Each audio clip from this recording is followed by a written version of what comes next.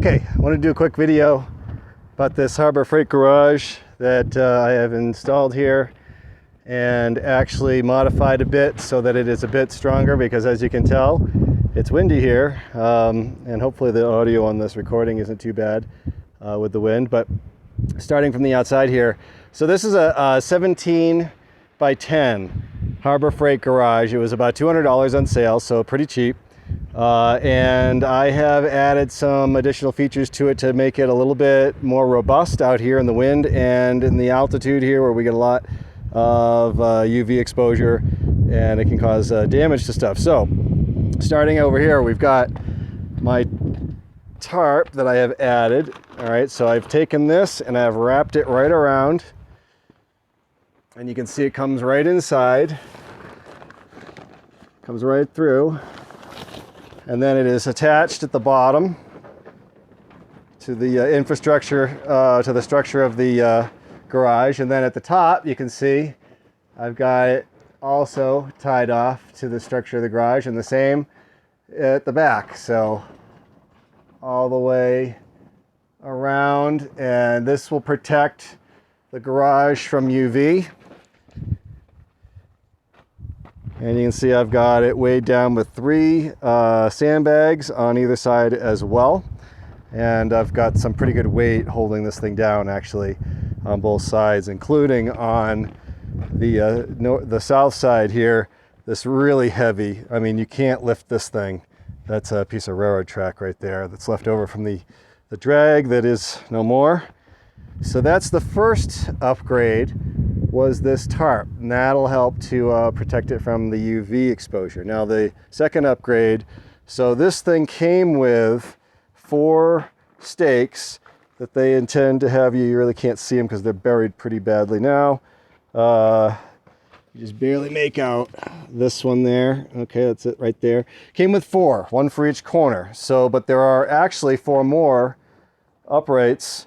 So I ordered 4 more and anchored all 4 of these others to the ground.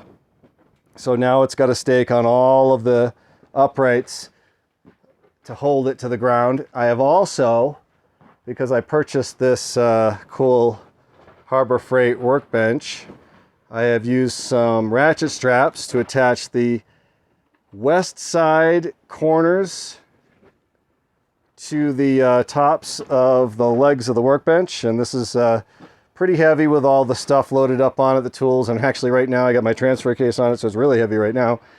So that should hold down that side as well and keep it, mainly I wanted that to keep it from shifting side to side, because I noticed that while I was standing out here in the wind, it was shifting side to side significantly. So I was putting those in place to prevent that side to side. And I've also done the same thing on the east side, but what I've done is, instead of the workbench, because I didn't have that to anchor, I put some cement. I put a big cement plug in the ground, about 40 pounds worth of concrete, and one of those anchors. And then I've used some of these straps. I'm not really sure what these are called. It's like cinch straps.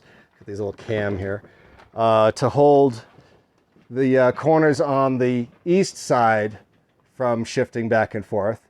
And then the last upgrade that I just finished just now is a little bit of support, and you can see I've got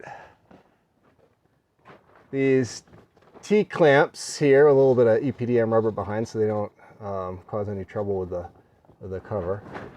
So those clamp to the existing framework, gives me a bar across here on either side.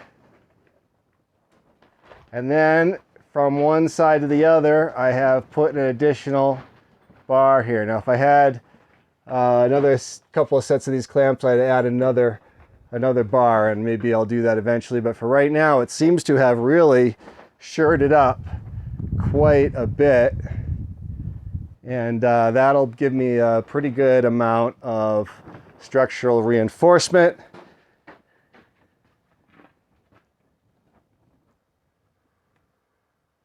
And I think, given all the upgrades, that we should be okay to survive quite a while in this environment.